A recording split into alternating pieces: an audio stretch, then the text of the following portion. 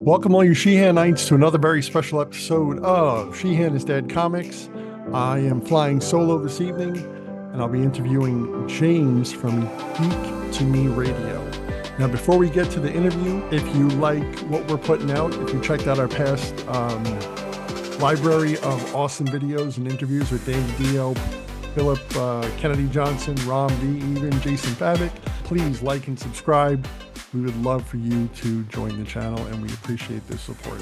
So without further ado, here's James. How are you, man? Fine. How about you? I'm well, thank you. I'm so honored that you made the time for this. I really enjoy the stuff that you do. Thank you. I'm happy to do it. Always like talking with fellow creative people. Yeah. So I guess right off the bat, man, how did you get into the Justice League? That you discovered that series? The animated series, I think it was just I was going through the store at Best Buy, and I knew kind of from reading the comic books, I kept seeing the ads pop up for the animated series. I'm like, oh, that looks cool. But I was at a Best Buy over here by my house, and they had one of the stories out on DVD. I think it was, can't remember if it was Injustice for All or Brave and the Bold. I'm like, I gotta get this now so I can watch it. So I picked it up, and that was it. So then I just kind of waited, and I bought a couple of the stories, but then I saw that they were going to be releasing the entire season. So I sold the stories so I didn't have all these duplicates, and then I bought the series as they came out and watched them. Oh, cool. So about what year was that by chance? Do you recall? Probably 2002 or 2003, I guess, when I was watching the stories, because I can't remember when the DVDs first released by season. That the series itself came out in 2001. They probably were putting out the DVDs in 2002. So I'm going to say 2003 would have been when they started releasing season by season on DVD. Okay, cool. See, now I was a big Batman the Animated Series and Superman the Animated Series. Yeah. And I knew that they had those on Cartoon Network, but for some reason, I don't know why I didn't pay attention to it much, but I didn't get into it until about 2009, 2010, when I collected the DVDs. Like, back then, like Blu-ray was like maybe a year away at that time, right? Or like right on the cusp. So I remember buying the seasons and watching them and being like, wow, this is so much more grown up even than what I appreciated when I was younger, Yeah. So, and then seeing, like you mentioned, Injustice for All, the Joker came back, Luther came back with the same actors. I was like, oh my God. So, and of course, Kevin. So, yeah. They did a great job. All those stories were so good. Now, remember, what was it? A few years later, they dropped the Blu-rays, and it was like, oh my God.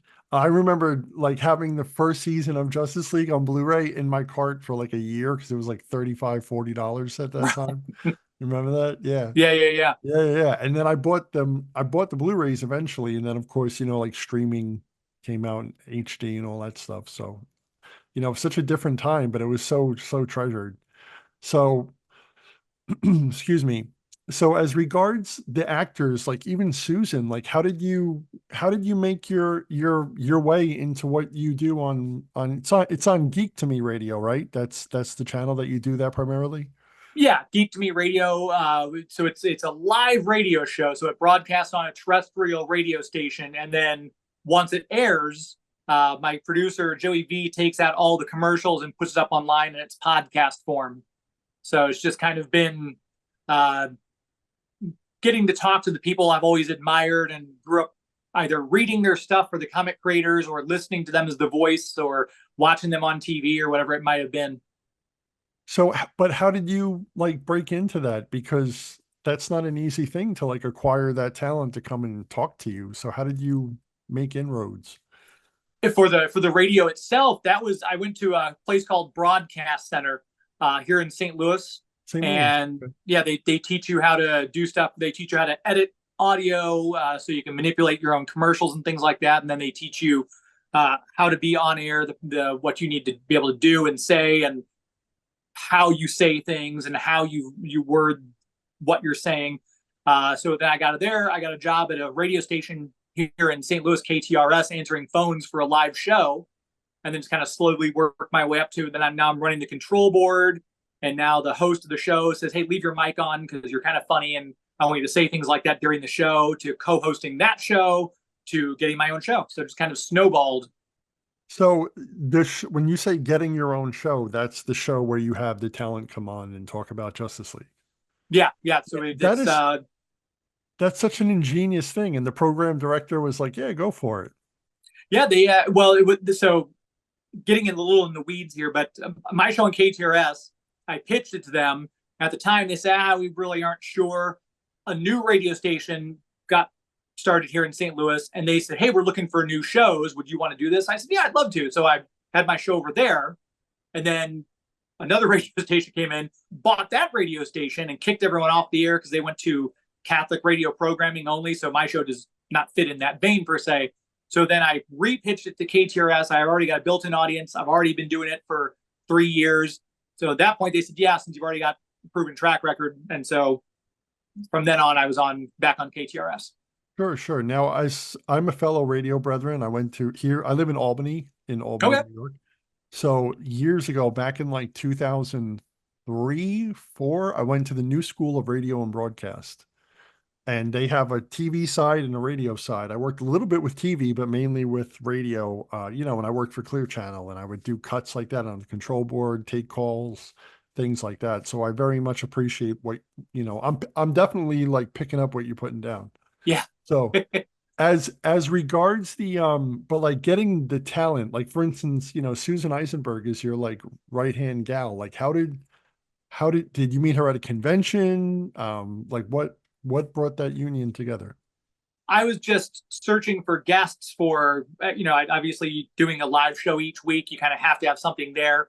And I said, you know what? I love this Justice League. I'm going to try to reach out to a couple people. And I reached out, and Susan was the first one to reply of the people I got back to. She said, I'd love to do that. And she, at the time, was very much pushing for a Justice League reunion. It was kind of trying to get that ball rolling. And there should be one anyway, but continue. Yeah, they Warner Brothers and DC really dropped the ball on that because they had all that time, and now we don't have Kevin with us anymore. So I think it's one of those things that's unfortunately the time may have passed on that. But anyway, Susan at the time was very excited, and we did an hour-long radio show, and she had fun doing it. She's evidently a fan of radio, so she enjoyed the format. So I asked her back on again. She would call in. And... Yeah, we just had her on the phone at the time because now that I'm on the other radio station, and now that I've got my producers very hands-on with my show, we started streaming video as well. So a lot of times, if you tune in on Sunday that's how nights, I found you, by the way. That's how I found the video. Yeah. So my producer runs video, and we stream live. So if you're in the St. Louis area, you can listen to us on KTRS or the website or the app. But if you're out there in the world, you can also watch us on YouTube and Facebook every night. So it's always fun because we've Dietrich Bader's on, we had Phil Morris, a lot of people, and I'd love to be on camera. So it kind of adds an extra element to the show. Yeah, man, I love that. You're tickling my heart right now. And like and like Carl Lumley, like he doesn't do that, but you even had him, right? Yeah, he's been on. I think I had him on. He won the Danger Man Hero Award. He was getting a nomination. I said, boy, I'd love to get Carl. So I reached out to his publicist and said, I know he's got this big event coming up next weekend. I'd love to talk about winning this award and about his career. And his publicist was just the nicest person. They, got me in touch with Carl, and Carl, that one, he was not on video with us for that. That was before I had video incorporated. But yeah, so I've literally got the good fortune of having interviewed all 7 members of the original Justice League cast. That is so cool, man. I love it. I love it. I love it. I remember that's how I discovered you. I was like, oh, what is this? Wow, he's got Susan Eisenberg as like his co-pilot on this. This is so neat. And so I've enjoyed your material for quite a while, probably for at least the last year, I'd say, since I found it. Oh, thank you. Yeah, you've been listening to the Justice League podcast as well, then? Yes, I've listened to that like at work, and then at home, like if I'm off work and I have time, I'll put it on in the background while I'm maybe reading a comic or doing something in my entertainment room. Yeah, but I love your stuff, and like I've reached out to Susan. I reached out to her a couple of times in the past year since my friend and I started this channel. We've had her probably for like a year and a half maybe, and I haven't been able to get her attention, but it's on my to-do list. She's very busy, I will say. No, no, dude, I'm sure. Like I just had the absolute pleasure of having having Tara Strong follow me. So we follow each other. And so I've been trying to get her on, and she's like, we tried to get her on in August, but we had already, obligated ourselves to an IDW talent. Mhm. And then she messaged me today and she's like, yeah, maybe sometime in November. So I was like, all right, you pick the day, but I'm super excited to talk to her, and maybe that'll be a gateway to more people. You know what I mean? Yeah, So yeah, she's great. She's yeah, yeah, fantastic. she's such a sweetheart on everything, and she's got such a passion and zest for the things that she does. Like, she really loves her job, and I really appreciate her passion for life. So that's really cool. That's really cool. Now let me just backtrack for 1 second. When you had mentioned Kevin Conroy, I had actually said probably in the past 2 years, like, I just, tweeted it out into the ether, and I didn't get anybody replying, but I was like, wow, Kevin's got to be getting up there in his age. Like, maybe you guys should try to use him more while he's still here. And then come to find out 2 years later, he left us because he had cancer and nobody knew, Yeah. or most everyone didn't know. Um, Favorite Kevin Conroy memory. Gosh. I I love the fact that, because Kevin sees at cons, I'm going to say hundreds of thousands of people every year. And I first met him when he came through St. Louis with Wizard World. He was here with Lauren Lester. Hmm. I was very excited that he was coming to my hometown, so I got to see him and I interviewed him. And he's like, "What's the name of your podcast?" I said, "No, it's an actual live radio show." He was, "Oh, you're on the radio." And he did the Batman voice, which I won't even try to You're on emulate, but the yeah, just yeah, just the way he did, I was like, yeah. "Oh, that's so cool." So we finished the interview, and I asked him if I could get a return line or tag when we come back from commercial break. So anyone who's listened to my radio show, when we come back from commercial, I'll say, have the playing say, "Hi, this is Kevin Conroy, the voice of Batman. You're listening to Geek to Me Radio." And I get those from celebrities all the time, and I play those and kind of mix them up when I come back from commercial. So he goes, "All right, I'll see you later, Radio James." And ever since that time, of all the hundreds of thousands of people he sees, he somehow would always recognize me because he'd see me in his line and he'd make eye contact and he'd kind of point. He'd go, "Radio James," and I was like, "That's just so cool that Kevin Conroy, remembers me of all those people he sees." So that, I'd say that's probably one of my favorite in person Kevin Conroy memories. Okay. Well, I met him once. It was New York Comic Con, I think like 2014. Yeah, 2014. And I remember standing in line for like it was like at least 2 hours, man. And I remember it was like right in the middle of the afternoon. It was my first con too. So I was Mm. like hungry, tired. I didn't know to put, good insoles in my shoes. So, like I'm getting, like my feet are starting to ache. And I was sorely tempted. I almost jumped out of the line, but I stayed in the line. And I just remember once I finally got up to him, and whoever they have there to like come up to you and take the fee from you for the. So the next thing you know, I get up there and he was just like, it was like I was still the first person of the day. And I was super impressed. And I told him, I said, wow, Kevin, I said, you've always struck me as such a nice guy, such a sweet man, but you're even better in person. You see all these people and you're still so nice. And he's like, yeah, well, you guys have kept, you've given me this opportunity. And he was so genuine. And it was like right before Arkham Knight came out. And so Mm. by then they were like doing the advertising, and you knew like the Batmobile was in it. So I was like, hey, I'm super excited for that. And he's like, yeah, they got the car this time and blah, blah, blah. And then James, like my heart melted and I turned into 10-year-old Brian in 1992. He came out from the little, vestibule, whatever he has there. And he put his arm around me and I put my arm around him with like this fervent fist bump. And I was just like carried away onto the clouds. And no matter what, you could have poked me with a knife and I wouldn't have even cared. Like it was the coolest thing. Like I really met Batman. It was so awesome. So He really had that ability to make you feel like you were the only person in the room. He was just that genuine, warm guy all the way up. I mean, the last time I saw him, I'm going to try not to get a little emotional here as I tell this. The last time I saw him, he was at Terrific Con in Uncasville, Connecticut in 2022. This would have been 3.5 months before he passed away. And I remember like, wow, he doesn't look great. Maybe he's just tired, but obviously he was very sick at the time. Didn't tell anybody. Um, and I had his DC Pride 2022 that he posthumously won the Eisner Award for writing that story, becoming Batman. Mm-hmm. And I brought it with me because I was like, oh, I gotta have Kevin sign this. And I put it in front of him. His eyes got big. He said, no one has asked me to sign this yet. I said, you've got to be kidding me. So we had a nice chat. I asked him, I said, hey, would you mind if I come back tomorrow, being Sunday? I want to record something for you because this is the 30th anniversary of Batman the Animated Series. And he said, yeah, I don't know why DC isn't doing something for it. They did something for the 25th, but yeah, I'd love to. So I came back Sunday. We chatted. It was my last interview with him. I had him on 4 times. And it's one of those things, something eventually everything is going to be your last something. But as we were parting ways, I said, thank you so much. Great to see you. And he pointed at me, he said, I'll see you at the next one. And I just, knowing that there would not be a next one just breaks my heart. But I'm so thankful that I had the opportunities to talk with him as many times as I did, to meet him as many times as I did. I broadcast my show live from Planet Comic Con as a panel, and he took the time to step away from his booth to come do my live radio show and got up on the panel with Maurice LaMarche and Rick Burchett. And he took a half hour out of his time to come and do my live show as a panel, which he didn't have to do that, obviously, but he just genuinely loved his fans. He liked talking to people and just one of the most amazing human beings.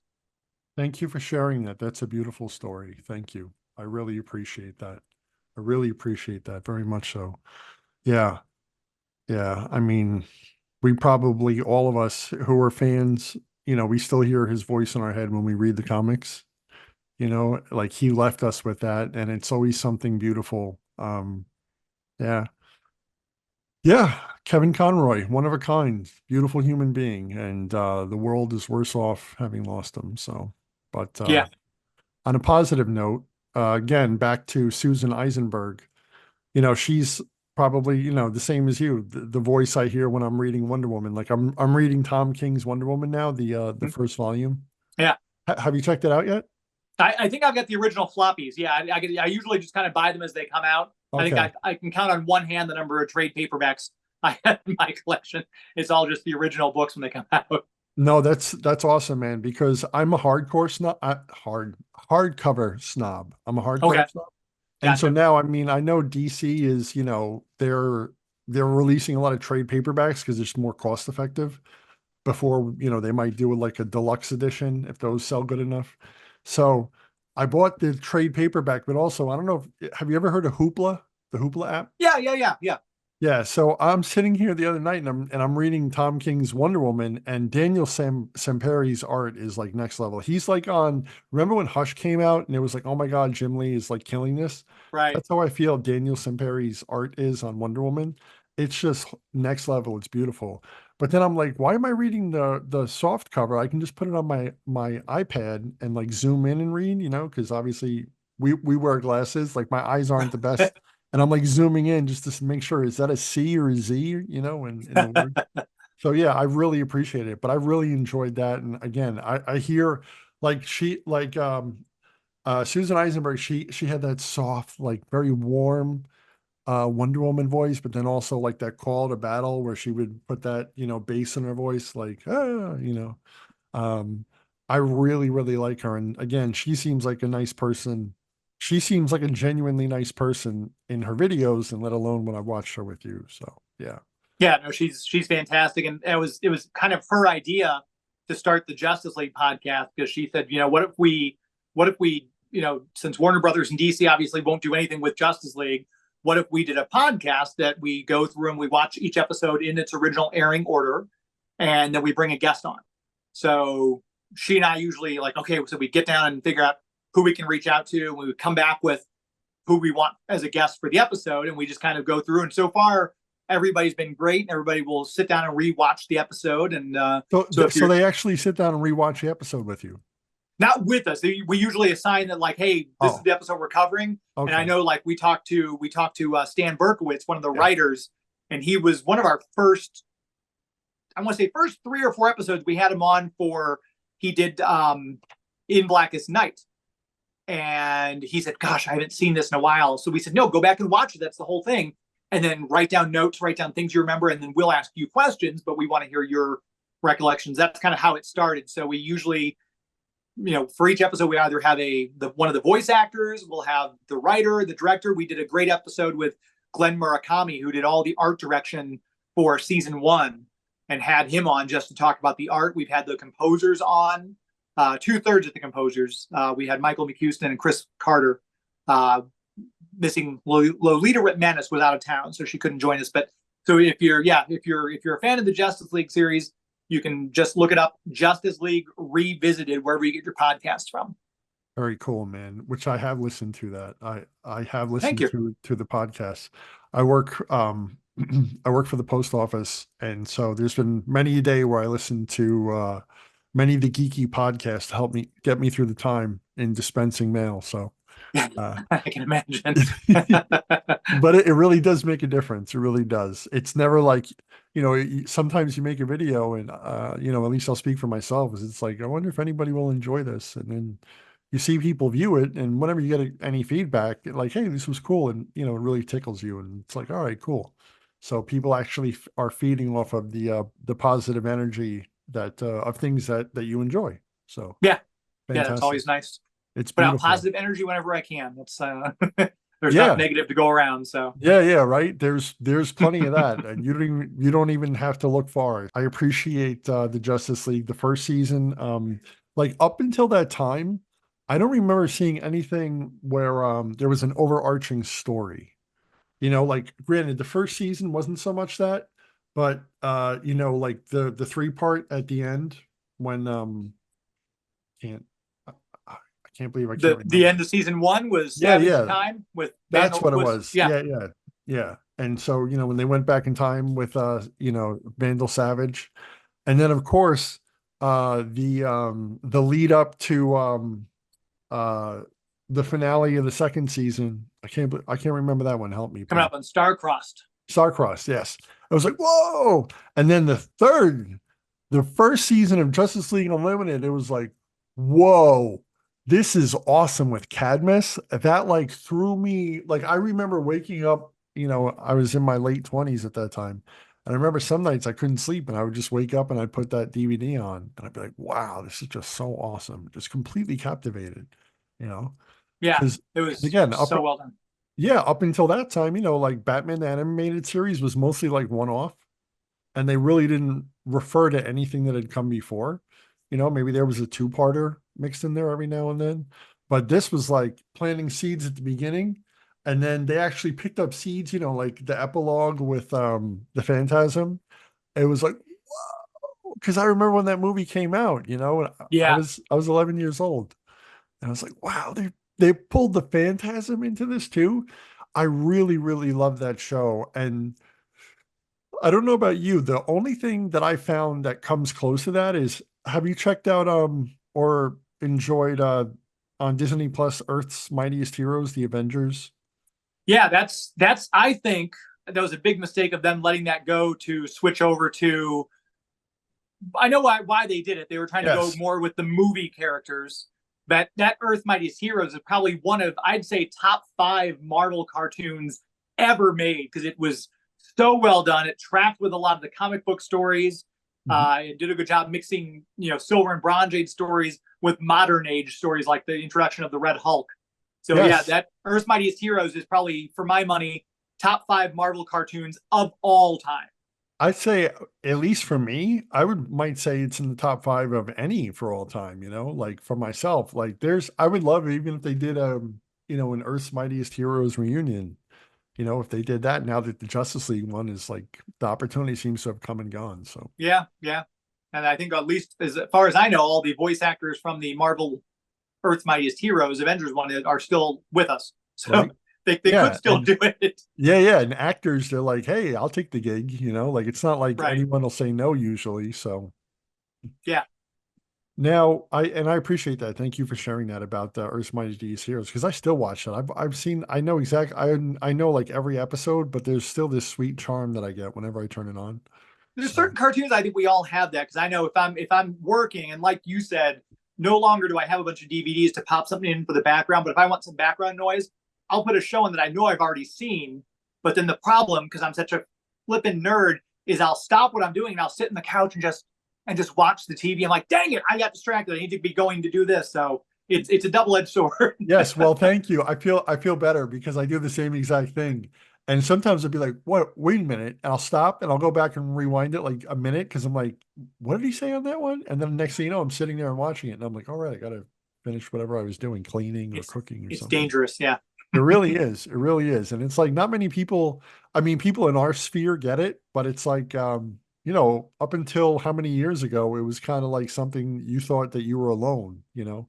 But as I'm sure you've seen with the outreach, you see there's a lot of people who are really appreciated these things beyond just entertainment. It's something that touched their soul. Have Please talk to that effect. What have you experienced as far as like at cons or maybe even people who in your local area in St. Louis who have heard your radio show and the response? Um.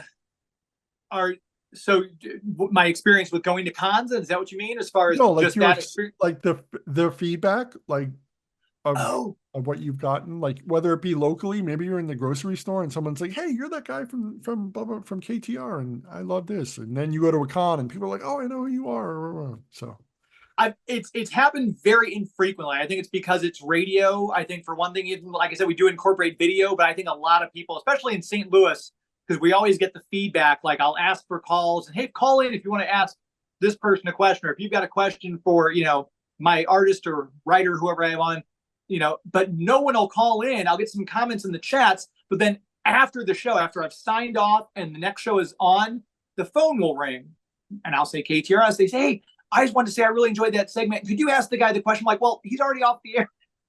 I just didn't want to be on the air. That's why I didn't call. uh, So it's kind of a weird thing. But yeah, there's been a couple of cons where people have said, oh, I listen to your show, which is always nice to hear, especially when you're out of town and people see my shirt or whatever and they recognize it. But yeah, the con thing is great. That's where I get, I'd say probably 75% of my content is going to conventions because I'll try to pre-book interviews ahead of time. Like if I know there's going to be celebrity X, Y, and Z or comic creator A, B, or C, I'll reach out to their people and say, we'd love to do this on site. Or sometimes they'll say, well, they'll be very busy, but we'll go ahead and arrange for an interview this week before the con by phone, which is fine. So that's a lot of the content I get is from going to cons and then making those connections with the managers, the talent reps, and everything like that. So okay, that's cool, man. So when you're there, if you see, voice actor so and so, you just sniff out who their manager is and talk to them to be put in contact with that person like that. yeah, yeah. Usually I'm in line anyway because I want something signed or a selfie. Because again, huge nerd. But and normally when I get up there, I'll pay my money, get my thing to be signed, and I'll say, by the way, who would I talk to if I want to interview this person? And a lot of times the answer is, well, that doing interviews now. I said, no, I understand that, but for future purpose, they say, oh, well, here, then they'll give me a post-it, talk to this person or email this person. So, Oh, and thank you for that. Thank you. Thank you. Because I had not gone to Comic-Con since like 2017 mm, in New York Comic-Con, at the Javits Center. Because for me, from here, it's like a 2.5 hour train ride each way. okay, yeah, And it's a long day, and as you know, like there's so much to see. And by the end of the day, you're just like, wow, you feel spent. yeah, And like I remember being in lines for like an hour, or like I said, for Kevin, like 2 hours, or even like to get, at the height of the Snyder and Capullo Batman run, like it was like meeting the Beatles, and you had to be there like an hour and a half beforehand, get a wristband, this, that, the other thing. right.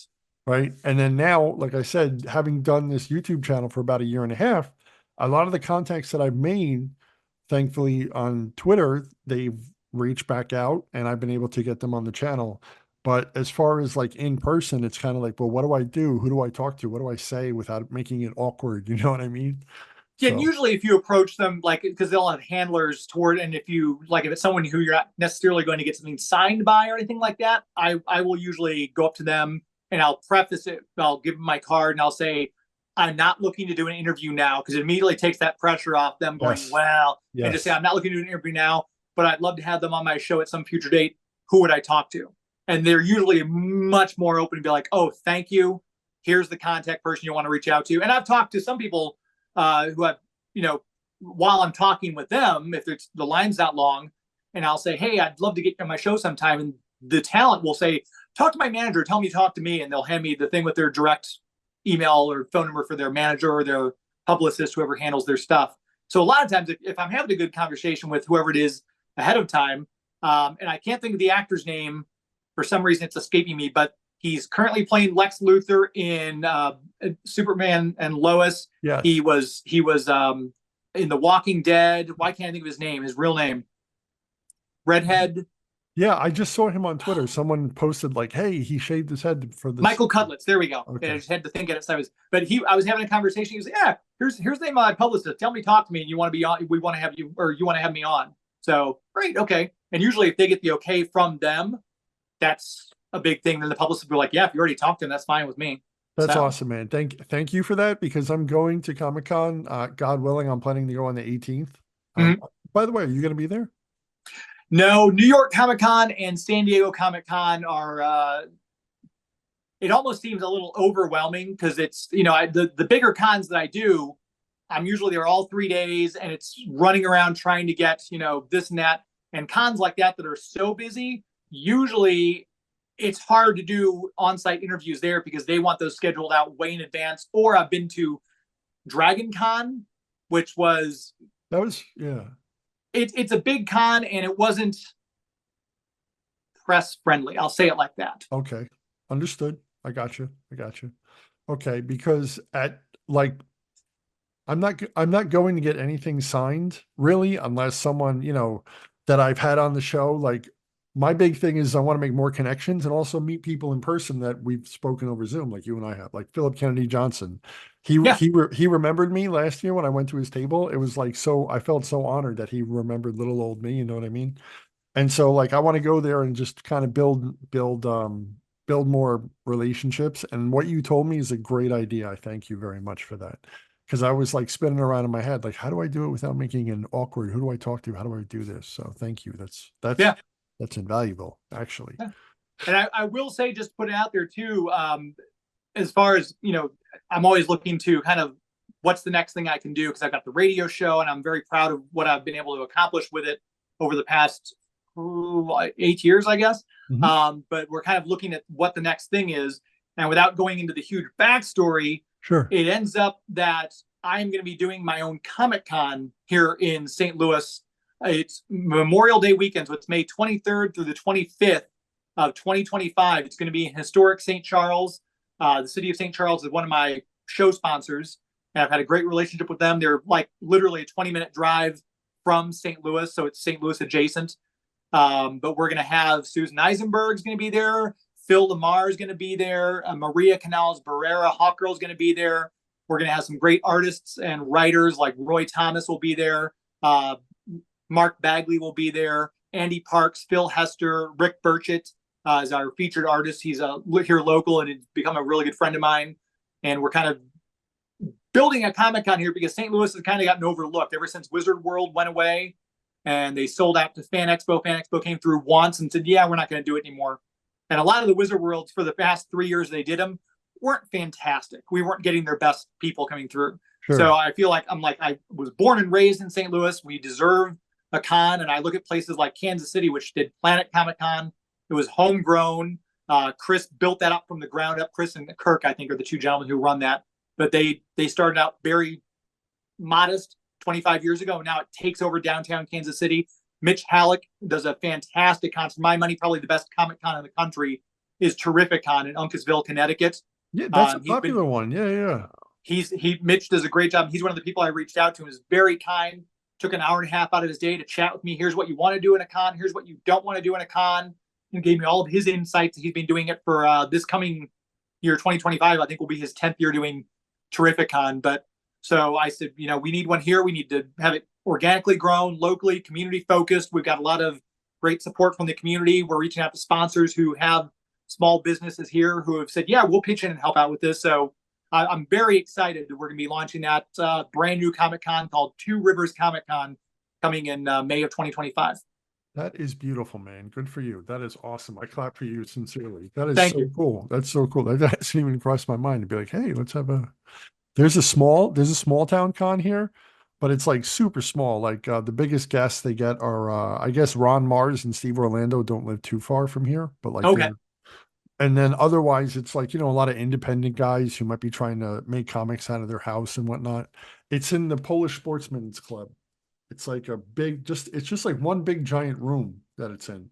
But Huh. there's this charm to it at the same time. You know what I Yeah. mean? And And Ron there's Mars is great. Ron Mars is fantastic.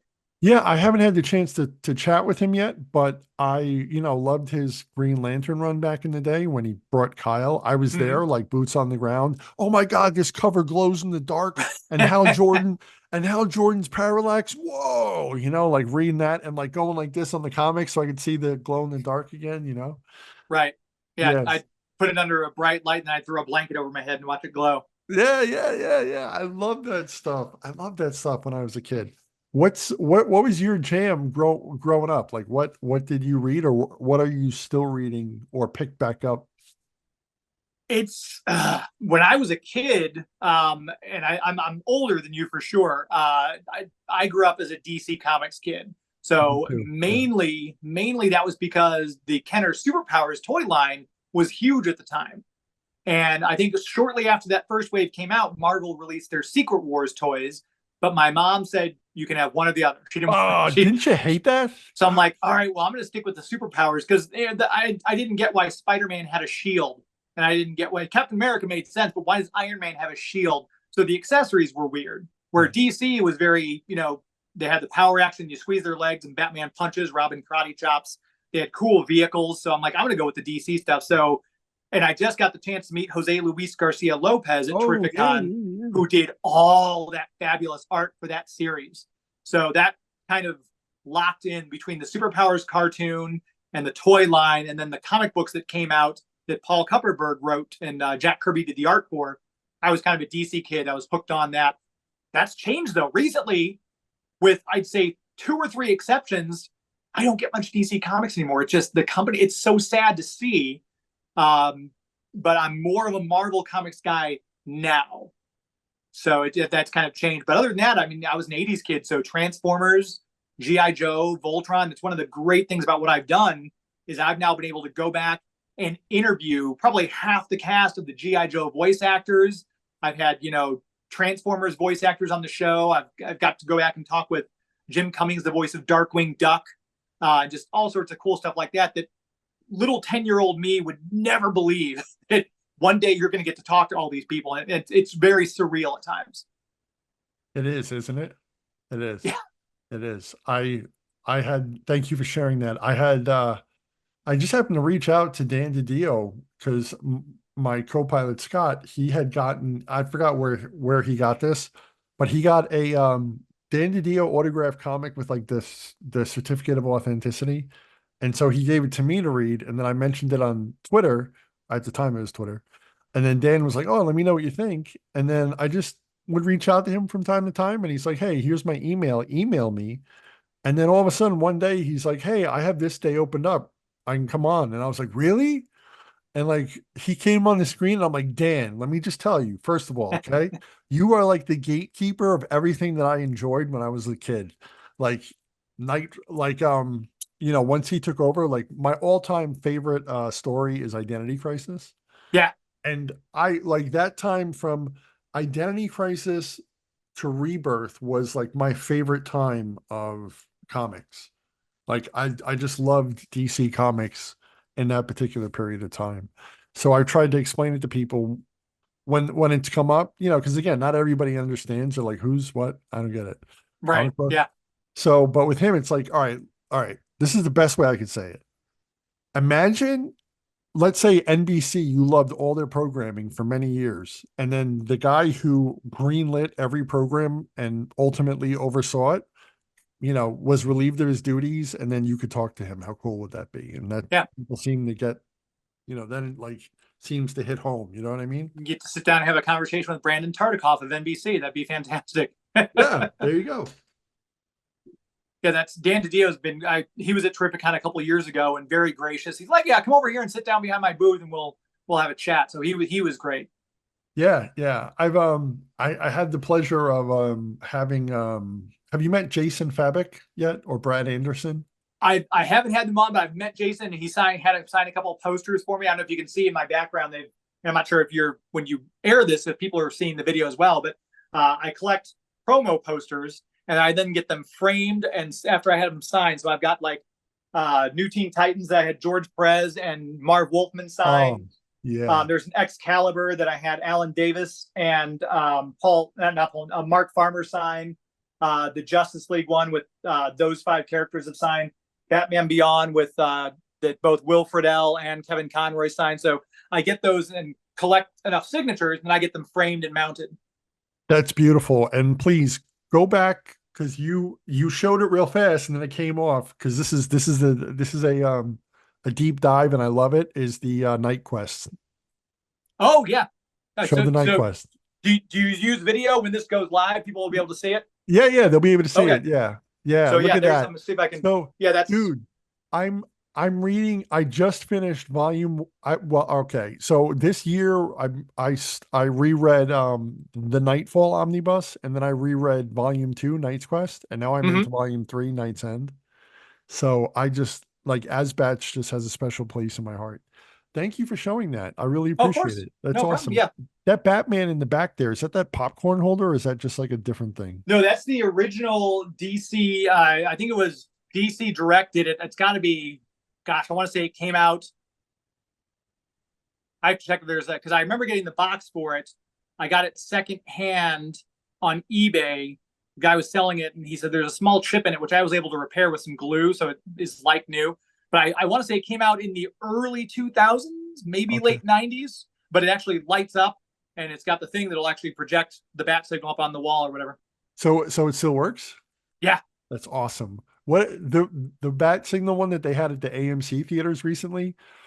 I wanted one so bad. It was like 33 bucks, I think, at the AMC theater, but the closest one here is in Saratoga, and Saratoga is like an hour away. Oh gosh. So I was like, and then I looked on eBay and people are scalping it for like 70, 80, 100 bucks. Maybe one day I'll bump into it at a garage sale. But Yeah, I yeah. don't know if they're still available even at the AMC theaters. You might have to check because I think they came out in August, but I haven't been to an AMC theater in so long. I haven't had a chance to check. I'd grab one if they were available, but Right. I'm almost like you can tell I'm kind of running out of rooms.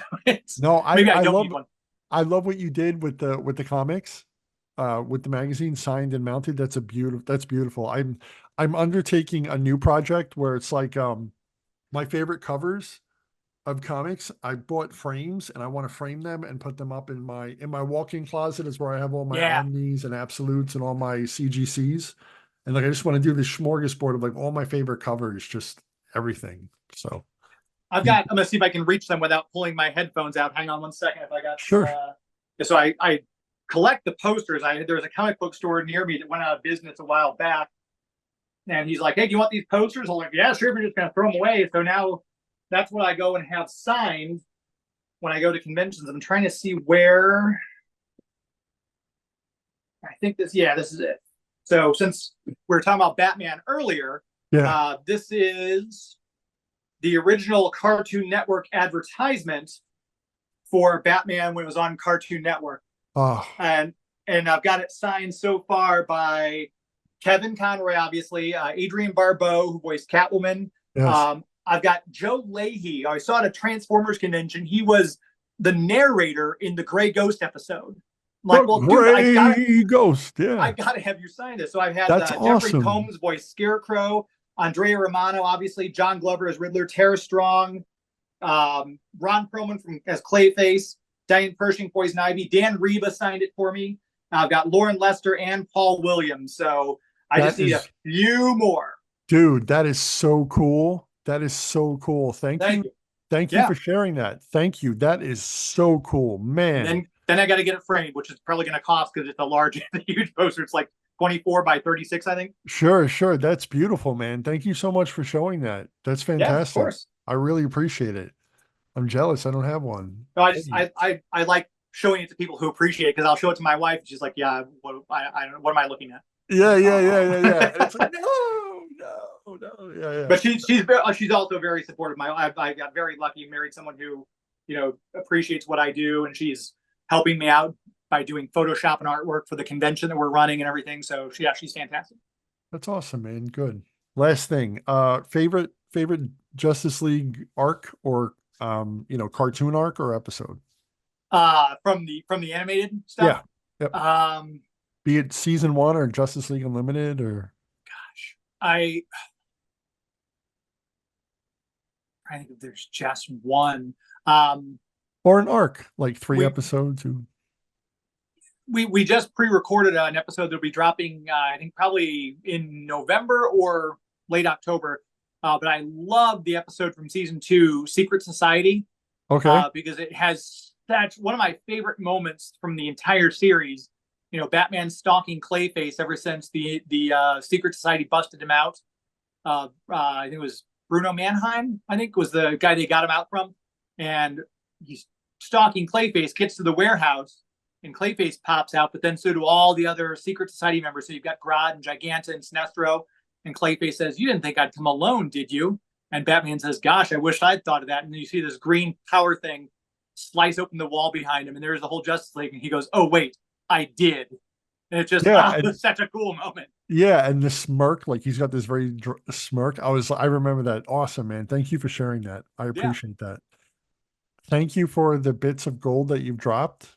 I really appreciate it. It's beautiful for me to talk with someone who I feel like I can connect with on that show, because I really love that show and I still watch it. Yeah, well, if you do want to plan a longer trip, historic St. Charles is a really cool place to visit. And like I said, we're going to have a lot of the cast of the Justice League there. So if you, I would love to. Yeah, we're also going to have Dan Riva will actually be there as well, doing sketches and everything like that. And Alan Burnett, who worked on Batman Beyond, is also going to be there. And we've got a couple other people who I can't announce yet because we don't officially have people locked in. But if you're a fan of the Justice League animated series, this is probably a con you're going to want to make sure you put on your calendar. Awesome. Two Rivers Comic Con is the name of the con. If you're looking for stuff to listen to and you're a Justice League fan, it's Justice League Revisited, wherever you get your podcasts from. And you can follow that show on Twitter at OG Justice League. We usually solicit questions ahead of time. So if we know we've got Dan Riva, if we're going to have Phil Lamar, we say, hey, later today we'll be talking to these people. Send us your questions. And Twitter does respond. A lot of people do send us questions, which we love hearing from the people who enjoy the show as much as we do.